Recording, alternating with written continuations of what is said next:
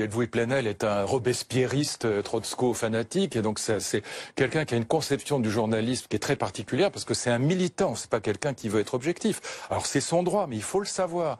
Et donc dans cette affaire avec Charlie, moi j'avais défendu comme témoin Jeannette Bougrab et Pascal Bruckner, mais aussi Riss, qui était dans le même box des accusés.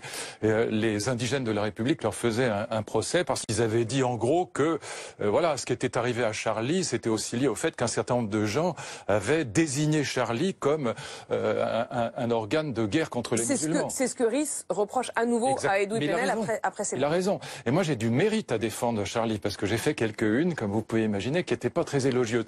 Mais ils ont raison. À force de déclarer islamophobe, c'est ça le problème. Toute personne qui déconstruit un peu, qui critique un peu l'islam radical, alors on est tout de suite islamophobe, on a un Yabon Award, etc. Bon, eh bien, la vérité, c'est qu'on désigne aussi des cibles aux terroristes. Pour les gens de Charlie, c'est pas une blague, c'est une question de vie ou de mort. Ce sont des gens qui sont quand même extrêmement courageux. Moi, je partage pas leur une. Je n'aime pas Charlie, je vais le dire très franchement. C'est pas le problème. Le problème, c'est qu'on désigne des cibles aux terroristes en traitant d'islamophobes des gens comme on a eu des Yabon Awards, je sais pas, Christophe Barbier, enfin des gens comme ça qui ont eu. Mais c'est absurde, voilà. Or ces gens-là sont des ayatollahs qui décernent qui nous transforment en cibles pour les terroristes. Et ça, c'est insupportable.